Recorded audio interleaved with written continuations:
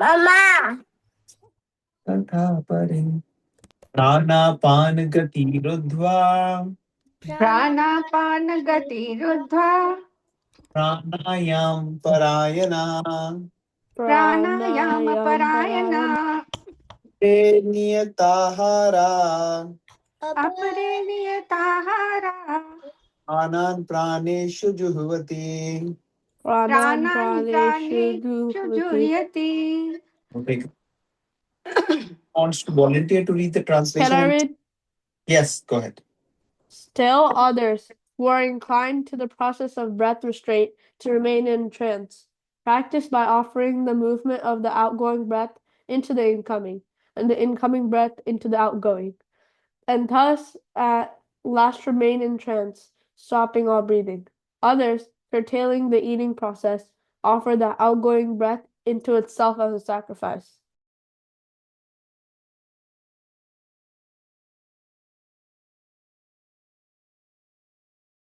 Hare Krishna. Thank you. So here the process of pranayam is being talked about, how that is also a yagya, and how these breaths are like offering into the yagya kund. So we'll read the purport. Any volunteers who would like to read the purport?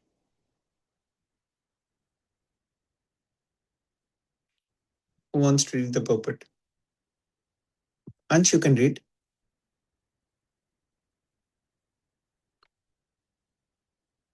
Or Shloki, you want?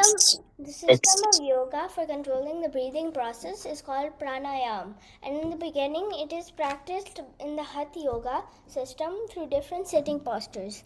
All of these processes are recommended for controlling the advancement recommended for the controlling of the senses and for the advancement in spiritual realization.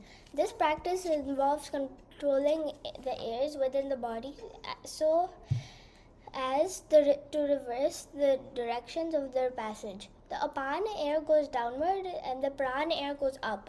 The pranayam yoga practices breathing the opposite way until the currents are neutralized into puraka, equilibrium. Offering the exhaled breath into the inhaled breath is called rikshaka. When both air currents are completely stopped, one is to be said in Kumbhaka Yoga. By practice of Kumbhaka Yoga, one can increase duration of life for perfection and spiritual realization. And the intelligent yogi is interested in attaining perfection in 1 year, in one life, without waiting for the next. By practice by Kumbhaka Yoga, the yogis increase the duration of life by many years. A Krishna conscious person, however, being always situated in the transcendental loving service of the Lord, automatically becomes the controller of the senses. His senses, being always engaged in the service of Krishna, have no chance of becoming otherwise engaged. So at the end of life, he is naturally transferred to the transcendental plane of love. Consequently, he makes no attempt to increase his longevity. He is at once raised to the platform of liberation. It is stated in Bhagavad Gita 14.26, Mam chayo vyabhacharina bhakti yogena sevate sagunan samitite tan brahma bhuyaya kalpate. One who engages in unalloyed devotional service to the Lord transcends the modes of material nature and is immediately elevated to the spiritual platform. A Krishna conscious person begins from the transcendental stage and he is constantly in that consciousness. Therefore, there is no falling down. And ultimately he enters the abode of the Lord without delay. The practice of reduced eating is automatically done when one eats only Krishna Prasadam, or food which is offered first to the Lord. Reducing the eating process is very helpful in the matter of sense control, and without sense control there is no possibility of getting out of material entanglement.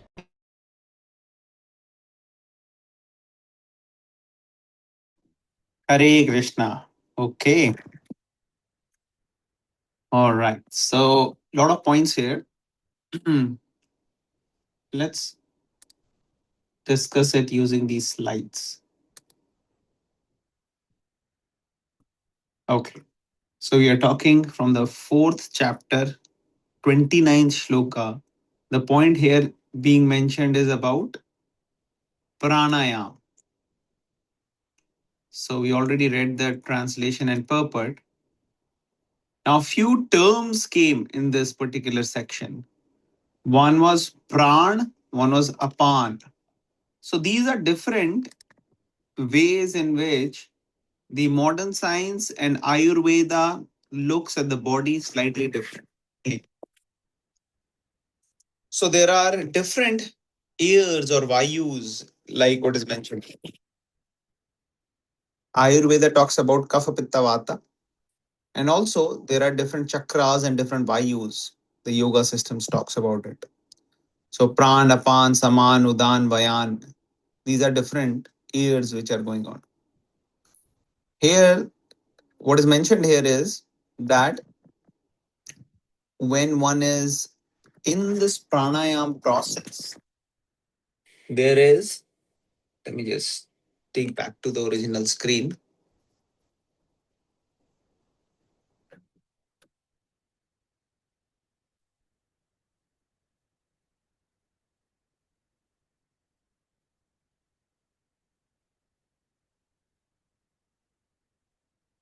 So here in this particular section, apan is air goes downward and pran air goes upward. It is mentioned here.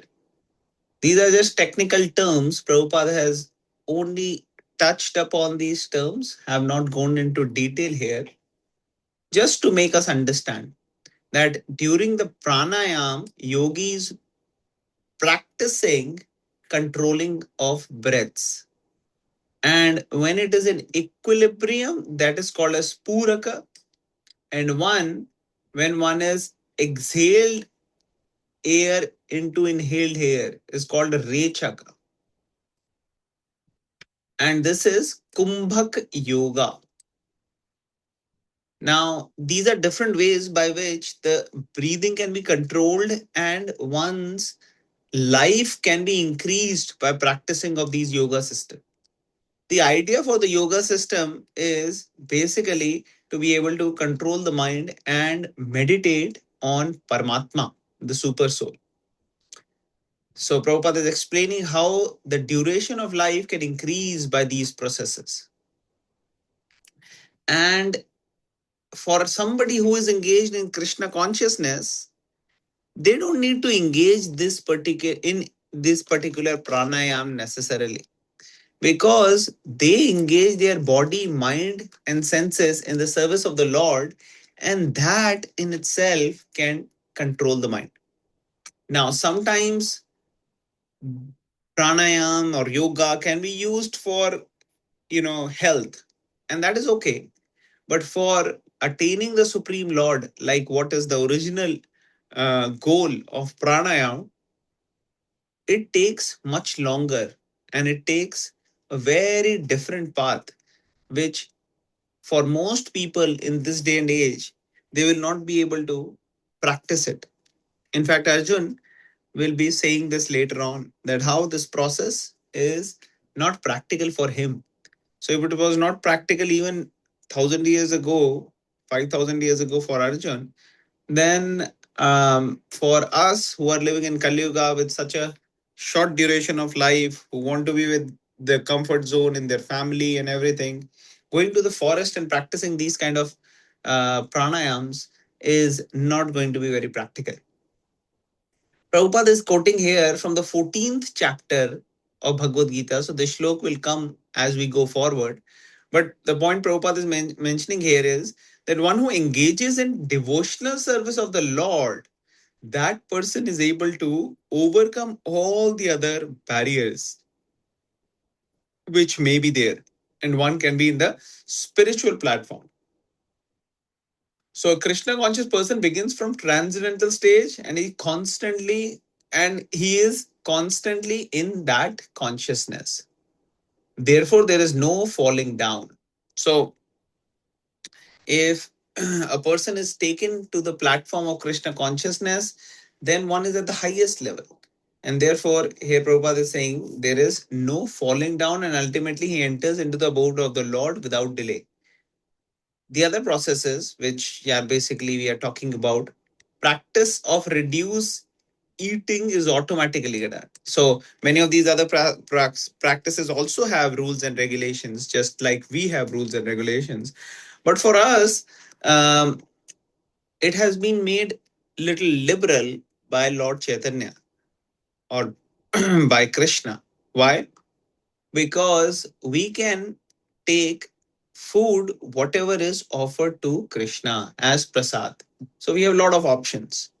But because we are going to only take it after offering to the Lord, that brings regulation also. It is not that any time, every time we can eat. And then there are other processes or rules in terms of fasting days, which we follow also. So this way, one's sense of eating and tasting is controlled. And these regulations and controls are very, very important and necessary. These help us advance spiritually, and also health wise are very beneficial also. Okay, so these are few thoughts from this particular shloka. Anyone has any questions? Any questions or any comments, any points anybody wants to bring up? Okay, we'll go to the next shloka. Everybody is able to see, right? Shloka 30. Mhm. Sarve api ete yagnavido सर्वे अपि एते यज्ञविदो यज्ञशापीत कल्मषः यज्ञशः पीतकल्मषः यज्ञशिष्टामृतभुजो यज्ञशिष्टामृतभुजो यान्ति ब्रह्म सनातनम्. यान्ति ब्रह्म सनातनम्. Any volunteers who would like to read the translation purport for this one? I can read. Please. Yes, go ahead.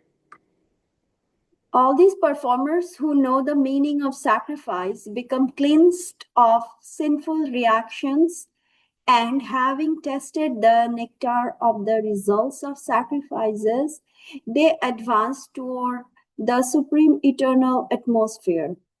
Patpad. From the foregoing explanation of different types of sacrifice, namely sacrifice of one's possessions, study of the Vedas or philosophical doctrines, and performance of the yoga system, it is found that the common aim of all is to control the senses. Gratification is the root cause of material existence. Therefore, unless and until one is situated on a platform apart from sense gratification, there is no chance of being elevated to the eternal platform of full knowledge, full bliss, and full life. This platform is in the eternal atmosphere of Brahman atmosphere. All the above mentioned sacrifices help one to become cleansed of the sinful reactions of material existence. By this advancement in life, not only does one become happy and opulent in this life, but also at the end, he enters into the eternal kingdom of God, either merging into the personal Brahman or associating with the Supreme Personality of Godhead, Krishna. Great. Okay, great. So all these performance which previously in the last few shlokas Krishna has been talking about, it is mentioned here all these performers who know the meaning of sacrifice becomes cleansed of sinful reactions, and having tasted the nectar of the results of sacrifices, they advance towards the supreme eternal abode. So because many of these things which Krishna has mentioned are there in Vedic scriptures that one should be doing. So, till the time one is following the Vedic scriptures, they will slowly advance. And as they keep advancing, they will actually go to the Supreme Lord. Of course, it may take long time depending upon how they are practicing, performing. Krishna consciousness is the shortest and fastest method Prabhupada recommends. But then the other methods may take a few lifetimes. If they are properly done, then that can also lead to advancement. Prabhupada in the purport here is explaining that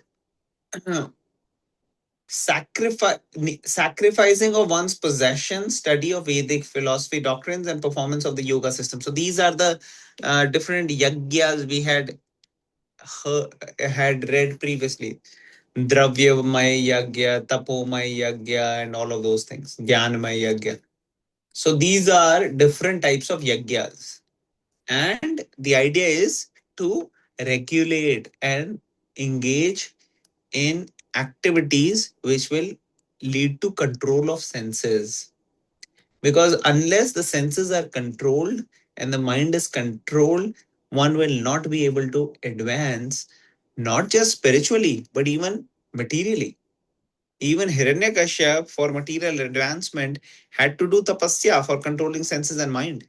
And even now, we see so many people who are becoming successful, whether it's academics, whether it's sports, whether it's some other field. They have some sort of a regulation. They have to control their mind and senses and direct them in a particular direction to advance. So similarly, spiritual life is also like that. One controls the mind and senses, and that way one can advance spiritually, and this advancement can bring us to the higher transcendental state. Here it is mentioned Brahman atmosphere. So, Brahman atmosphere is when one is close to the Lord, but actually still in the Brahma Jyoti. It is the effulgence. Brahman or Brahma Jyoti is the effulgence coming from the body of the Lord. And one is not actually able to see the Lord, but is able to experience the higher spiritual realm. And then it is mentioned here all the sinful reactions become cleansed, and one advances and finally enters to the kingdom of the Lord. So, this is the process which is there in the Vedic scriptures. Okay, any questions on this? Okay, let's keep reading. I'll go to 31. Please repeat after me. Nayam lokosti ayagnasya नायं लोकोऽस्त्ययज्ञस्य nyakuru sattama. Kutonya Guru Sattama. Okay, any volunteers who would like to read translation in purport? I can read. Yes, please. O best of the Kuru dynasty, without sacrifice, one can never live happily on this planet or in this life. What then of the next? Whatever form of material existence one is in, one is invariably ignorant of his real situation. In other words, existence in the material world is due to the multiple reactions of our sinful lives. Ignorance is the cause of sinful life, and sin ignorance is the cause of sinful life, and sinful life is the cause of one's dragging on in material existence. Human form of life is the only loophole by which one may get out of this entanglement. The Vedas therefore give us a chance for escape by putting out the path of religion, economic comfort, and regulated sense gratification, and at last the means to get out of the miserable condition entirely. The path of religion or the different kinds of sacrifice recommended above automatically solves our economic problems. By performance of yagna, we can have enough food, enough milk, etc. Even if there is a so-called increase of population. When the body is fully supplied, naturally the next stage is to satisfy the senses. The Vedas prescribe, therefore, a sacred marriage for regulated sense gratification. Thereby, one is gradually elevated to the platform of release from material bondage. And the highest perfection of liberated life is to associate with the Supreme Lord. Perfection is achieved by performance of yagna, sacrifices described above. Haribol. Okay. Hare Krishna. So let's just discuss this section. It has a lot. So here, Prabhupada is saying that whatever form of material existence one is in, one is invariably ignorant of the real solution. So, many times we see people around, and people may be in so much misery, trouble, but they are not really having the knowledge of how to come out of it, both materially as well as spiritually. They are not able to come out of it. So that's why materially they try to go to different, depending upon the problem, they go to problem solvers. If it's a legal issue, they'll go to attorney. If there's a medical issue, they'll go to doctor. If there is a psychological issue, they'll go to counselor, so on and so forth. And spiritually, they don't understand that they are not this body, they are spirit, soul, and how different phases of life we are actually put in situations which are challenging. So one has to actually seek a spiritually advanced personality, which Krishna will tell later on how to gain this knowledge. So one has to approach and stay in association with those who are advanced, because people are ignorant about the real solution. And then Prabhupada says here, material world is due to the multiple reactions of our senses. So the reason we are put in this particular situation, or somebody's put in trouble situation, is because of the reactions of past karmas. And one is in ignorance, one does not know, so one keeps doing wrong activities again and again, and then keeps getting dragged into miserable situation. So the first thing is to stop doing any more wrong activities and understand that we have been given this human form of life. And this is the solution we were looking for. So many different lives, animal life, plant life, or so many other living entities are there. We won't be able to really advance spiritually in other bodies. But in human body, we have a discrimination, we have intelligence. And even within the human body, actually, there are 400,000 species based upon the consciousness level. Those who are more spiritually advanced, they are at a higher level. And those who are less spiritually advanced, they're more like at the lower consciousness level, similar to the animals. And therefore, one has to take advantage of this human life to advance further. If we do not take advantage of this human life, then we may have to go back to an animal body, depending upon our karmas, depending upon our desires, depending upon our likes and dislikes. We may get a next body which may be that of an animal. So we don't want to do that. So therefore, understand how this human life can be a big blessing. So a very simple example we can take here. Just like if it's a 20-story building and somebody goes um, either from the stair or the elevator, goes to the 10th story and then 12th story and then 20th story and goes all the way up to the terrace. Now, till the time the person is in the terrace, he or she has the choice whether wants to come back down or wants to walk in the terrace or wants to eat or wants to do whatever. They can do that. But once the person is in the terrace, and once the person is thinking, oh, let me jump out of the terrace, and he jumps out, then after jumping out, he's falling from the 10th, from the 20th to the 15th story, then 10th story, going down right like this. And he decided at the 8th story that, oh, no, no, no, no, I don't want to fall anymore. I want to go back. So at that point, he cannot go back. That choice is not there. Till the time he was at the top of the terrace, he had the choice. Once he decided, now no more choice. Just like if you are, you know, take any sports. Till the time, let's say cricket, till the time the batsman has not struck the ball, he had the choice whether to pay, play it in the leg side or in the offside or whatever way.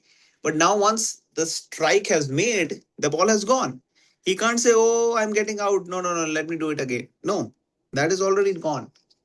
So similarly, in this human form of life, we can make a decision that I want to take to spiritual life or not. Once this human life is gone, then we don't have the choice. Then we have to wait for our turn, which may take many, many more lifetimes to come back. And we'll have to undergo through the miseries. There's the famous shloka which says, Punarapi jananam, punarapi maranam, punarapi janani jatareshan. That repeatedly we are actually having to take birth. And we are repeatedly having to die.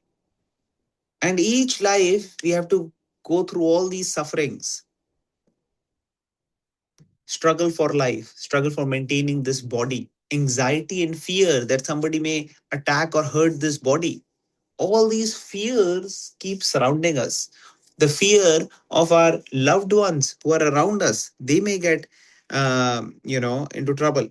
That is another fear. So like that, there are so many fears and there are so many challenges which one goes through when one goes from one body to another. So Prabhupada is mentioning that the Vedas have given this process of coming out of this cycle of birth and death. Now, everybody may not be in a position that they take to spiritual life, to Krishna consciousness right away. They may not necessarily feel like, oh, I don't just want to, take to the love of God. Or they may not know about it, or they may not be aware about it. But most people are aware about some sort of religiosity, like doing some puja, doing some ritual, maybe doing some agarbatti, nariyal in front of a temple, or just going to a church, going to a mosque. Just some sort of a religiosity is there to people. And why do the most people do it? People do it for thinking that it'll take away bad situation. So fear of getting into bad situation. They don't want to get into bad situation, and then there is a desire that, oh, if I do this, then my desires will fulfill. It'll actually give me some economic development. So like this, Prabhupada is mentioning here, dharma, artha, kam, moksha. These are the four things where initially Vedas give us provision to come and fulfill, because some sort of a religiosity people want to practice, those who are civilized, they want economic development also. And then when there is some economic development after having nice, you know sufficiently engaging their senses, they want to enjoy more, so they want to do sense gratification. And Prabhupada is saying here that there are provisions for that. The Vedic culture gives provision that yes, everybody cannot, do 100% of their life tapasya. So they should do some tapasya, but also they will have some provision for enjoyment. But they should do it according to Vedas, according to rules and regulations. So they can have marriage, they can have children, they can take care of the, families. Like this, they can do it, but they have to engage in yagya, in sacrifice. And when they engage in sacrifice, then the economic aspect is also taken care, and spiritually also they can advance. So in third chapter, we read how yagya leads to uh, rains. When one is engaging in proper religious sacrifices, that will actually cause rain to come. And that way, proper food supply will be there. You can grow crops and so on and so forth. But if we um, do not engage in religiosity, economic development, then one will be more like animals. One will just be doing whatever they want, whenever they want, just haphazardly. Okay. So let's continue to read this. This shloka is not over yet. So by performance of yajna, we can have enough food, enough milk, etc. Even if there is so-called increase in population, when the body is fully supplied naturally the next stage is to satisfy senses. Vedas prescribe sacred marriage for regulated sense gratification. Thereby one is gradually elevated to the platform of release from material bondage, and the highest perfection of liberation liberated life is to associate with the Supreme Lord. Perfection is achieved by performance of yajna as described above. So all this we have discussed. Now, the last part of the paragraph, which we have to discuss now. If a person is not inclined to perform yajna according to Vedas, how can he expect to expect a happy life even in this body? And what to speak of another body on another planet? There are different grades of material comforts in different heavenly planets. And in all cases, there is immense happiness for persons engaged in different kinds of yajna. But the highest kind of happiness that a man can achieve is to be promoted to the spiritual planets by practice of Krishna consciousness. Life of Krishna consciousness is therefore the solution to all the problems of the material existence. Okay. So basically, Prabhupada is concluding here by emphasizing that one must do yajna. That is how Vedas have given the provisions that okay, you want some enjoyment, you'll get enjoyment, but you have to actually do some sacrifice for that, and that sacrifice is called as yajna, and then you can live happily. And if you train to do so now, that will help you now as well as in future. When you leave this body, go to next body, then also you have that samskara or the training or the way. And you can even go to heavenly planets for better material comforts, and you can enjoy happiness there. But Prabhupada is mentioning that, however, you can do all of these things, but if you want the highest kind of happiness, then better to be with God, better be with Krishna. And that is Krishna consciousness. And that is a solution to all the problems of material existence. Okay. So this is what I can share from this shloka. Any questions, comments, any points anybody wants to share? Any reflections from what we have discussed so far? Okay. So then we'll go to the next one. We are doing 4.32. Evam bahuvida yajna Evam bahuvidaya vitata brahmano mukhe tata Brahmano brahmano mukhe karma jan vidisatan sarvan karma karma jan janvidhi viditan sarvam evam gyatva vimokshase. evam evam gyatva nyatva vimokshase. Any volunteer who would like to read? This is small only. I can read. Yes, please.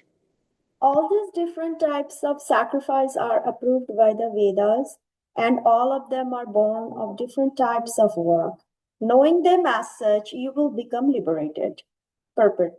Different types of sacrifice, as discussed above, are mentioned in the Vedas to suit the different types of worker. Because men are so deeply absorbed in the bodily concept, these sacrifices are so arranged that one can work either with the body, with the mind, or with the intelligence. But all of them are recommended for ultimately bringing about liberation from the body. This is confirmed by the Lord herewith from his own mouth. Hare Krishna. Thank you so much. So this I had discussed that all these different sacrifices, there are certain ways in the Vedas by which to do them, and if they are done properly, then one advances slowly. So that is what is mentioned here, and Krishna is saying, if you know them also, and you conduct yourself like that, then you can become liberated.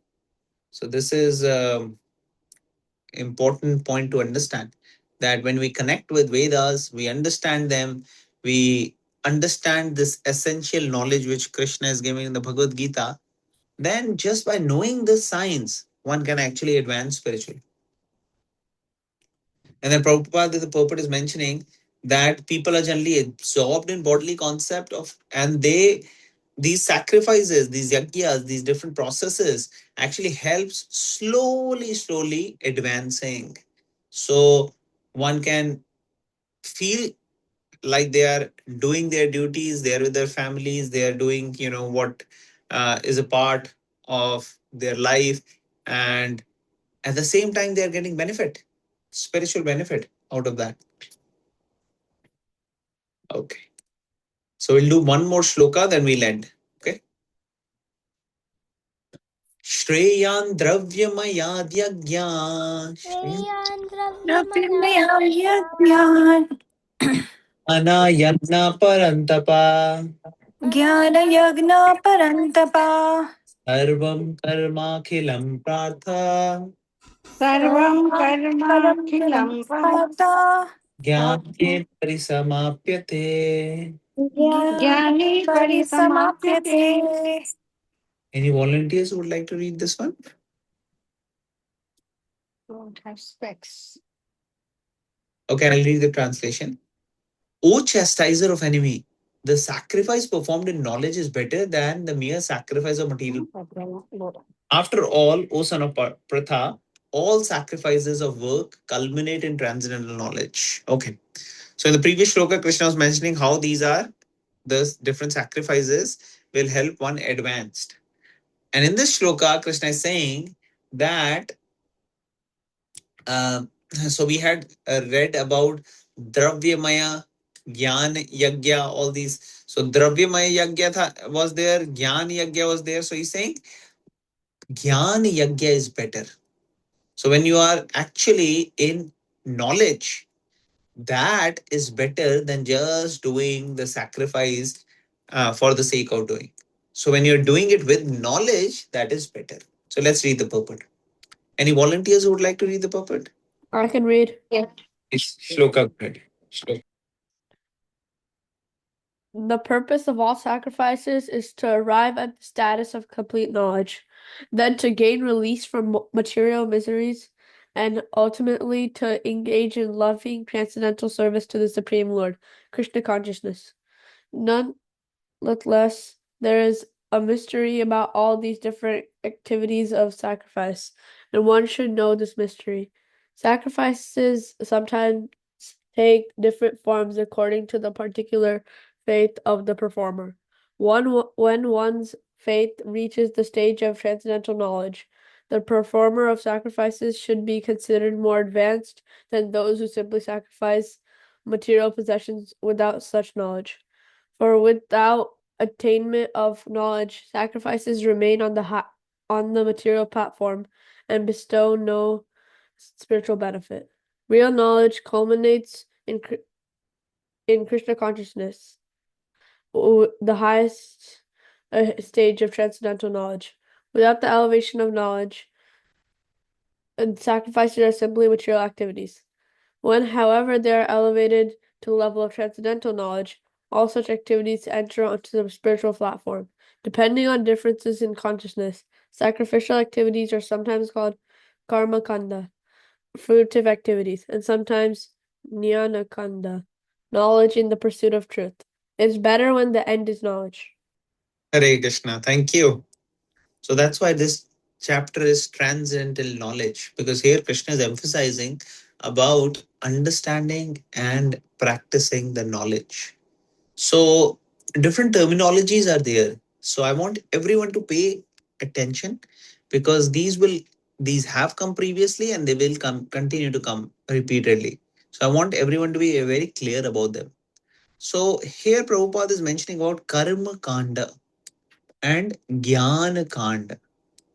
So these are the sections of Vedic scriptures in which a particular type of activity or particular uh, uh, aspect is emphasized. So karma kanda means where work is active, is um, emphasized. But then, what kind of work is karma kanda? Karma kanda means doing work for getting enjoyment, getting some benefit, getting some material benefit. That is called as karma kand. And gyan kand means when one is pursuing or engaging in uh, knowledge. Now, these two things, one is karma and one is jnana, when they are just done for other purposes, they are called as karma kand and jnana kand. But when they are done for connecting with the Lord, then they become karma yoga and jnana yoga. So, karma yoga and gyan yoga means one now is using karma and gyan to connect with God. And Prabhupada has explained previously and later on also that these karma yoga, jnana yoga, they are included when one is practicing bhakti yoga. Because bhakti yoga means now you want to love God. Karma yoga means you want to do certain activities and then you want to use those activities for connecting with God. And then Gyan Yoga means you want to use knowledge which you are getting to connect with God. And Bhakti Yoga means you will use whatever is needed to connect to God because now you are in love with God. So that is the completeness of Bhakti Yoga, that it includes all the other processes. And the other one of the other processes which is also mentioned is Ashtanga Yoga. Ashtanga Yoga means where there are 8 limbs of Patanjali's yoga system. Yam, Niyam, Asan, Pranayam, Dhyan, Dharana, Samadhi. Like these, there are different stages which are used. uh, and one gets training to use this Ashta, Ashtanga Yoga to control the mind and meditate on the super soul, the Paramatma. And that is also included within the Bhakti Yoga because now one's main mission is to please the Lord. So we will come across different sections in the Bhagavad Gita and in other scriptures where these terminologies will be mentioned. Now, coming back to this particular shloka, the crux of the whole point which is being made here is that if one is engaging in these processes of Dravyamaya Yagya, Jnanmaya Yagya, Tapomaya Yagya, and all of these, one has to do this with knowledge, with transcendental knowledge, with Divya Gyan. And when that is done, that is better than just doing it without the knowledge. And what knowledge we are talking about? Knowledge of the soul, knowledge of the super soul, knowledge of the relationship between them, the knowledge of how these different sacrifices have one goal, and that is to please the Lord, and how directly or indirectly our actions are dedicated towards that. Okay, so that is what I can share from this shloka. Any questions? So I have a question, quick question. Prabhuji, is that okay? Please. Yes. So just to clarify, the knowledge then ultimately that they are saying Divya, is this knowledge they are meaning to say the knowledge of Gita, or is it the knowledge of Krishna consciousness, which is again boiling down to the knowledge of Gita? Um, Yes, good question. So the knowledge which is being talked about here is the gyan which Krishna has given in this particular section of the Bhagavad Gita. In fact, the whole of Bhagavad Gita. But also, if we see in the beginning, Krishna was telling that I had given this knowledge to Sun God previously, Vivaswan, and then so on and so forth. So how different uh, Raj Rishis they practiced in their life and how Arjun should also do, and what are the people who have practiced this knowledge. So, same knowledge. So, this is the whole knowledge of the Bhagavad Gita, which Krishna was emphasizing in the beginning that he has previously given and now he's giving.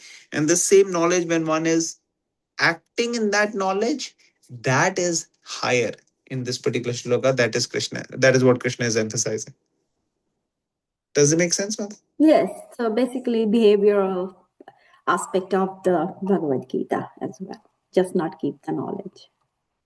Yeah, so the knowledge of the soul, the constitutional position of the soul, how we are different from this body, how we have to act in relationship with the body and the soul in order to connect and, you know, advance spiritually and connect with God, be in one unit. So this whole knowledge of Atma Gyan, this is called as Atma Gyan.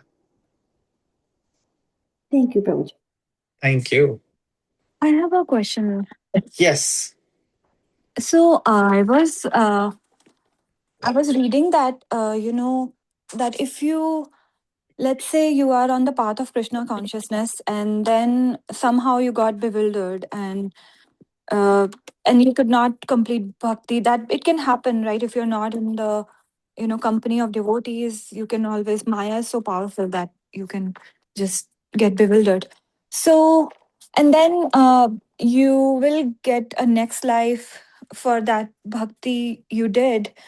Maybe you'll get some higher planets, but when you were doing bhakti, you were not doing it for attaining higher planets, or like becoming more rich, or attaining like some sense gratification objects. You were doing it for the love of God, but somehow you got bewildered. And then let's say you got another life. Then is it, do they say that your consciousness would be preserved?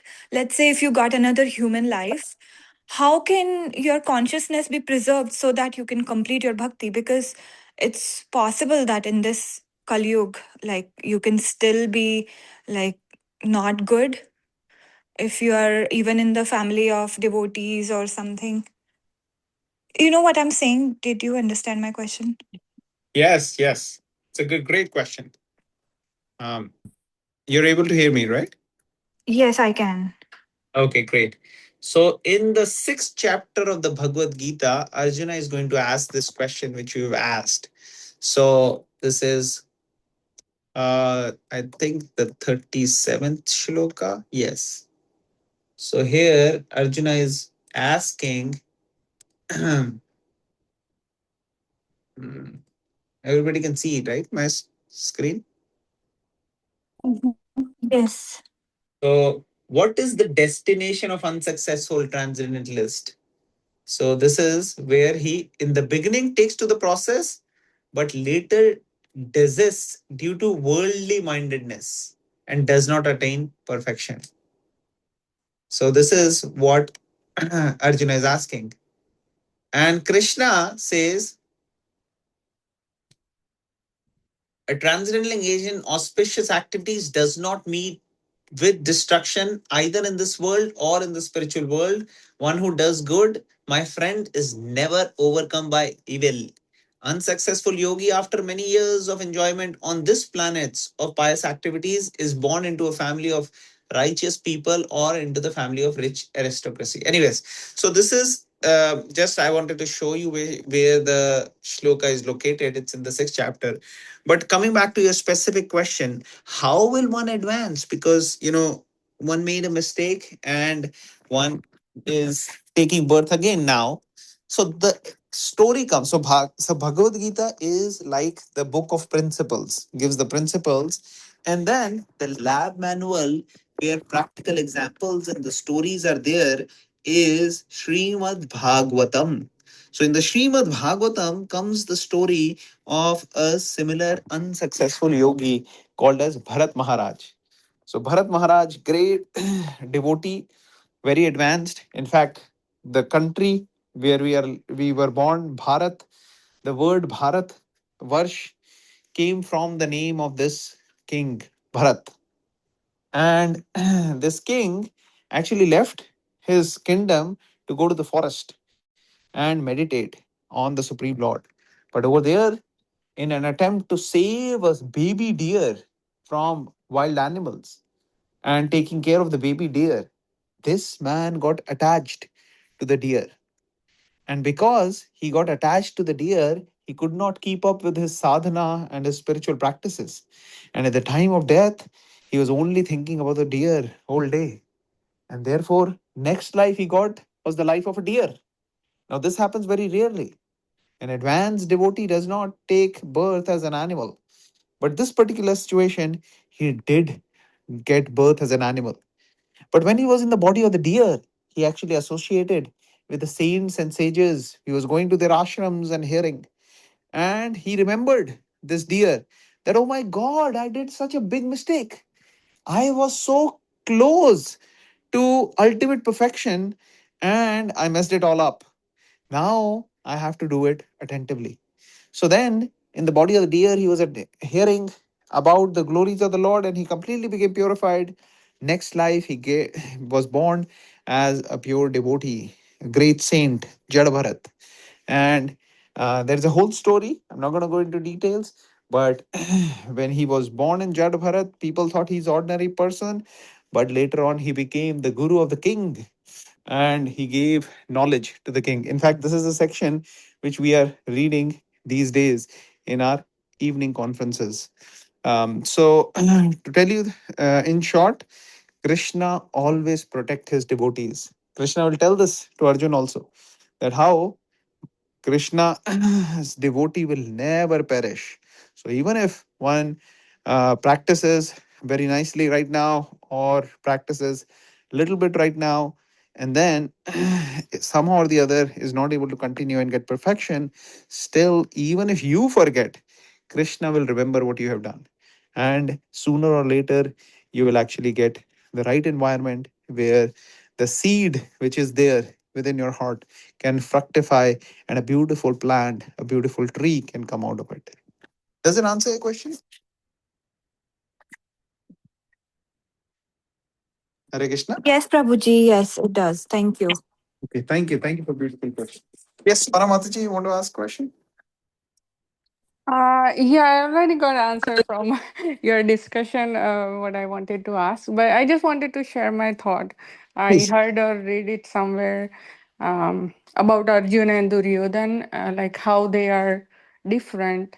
So someone the text say like the only difference in their mindset is Duryodhan knew that whatever he's doing is wrong, but despite of knowing that, he was not willing to change or work on it, and he just accepted himself the way he is. While Arjun, he didn't know, he knew in the like when he was in battlefield, and he seek knowledge. He asked those questions to Krishna, and that's the only difference between them. Like one is seeking knowledge, and one is just accepting. This is beyond my control. So it was beautiful thing I heard. That's all. Thank you. It's sharing. Okay. Anybody else would like to share anything? All right. I think we'll end here. So next week will be very important shloka. It'll be 4.34. This is very important shloka. We'll spend some time in understanding. So here Krishna will recommend. There are so many processes, different yagyas and all. What should one do? Okay. All right. So we'll end here. Thank you very much, everybody, for joining.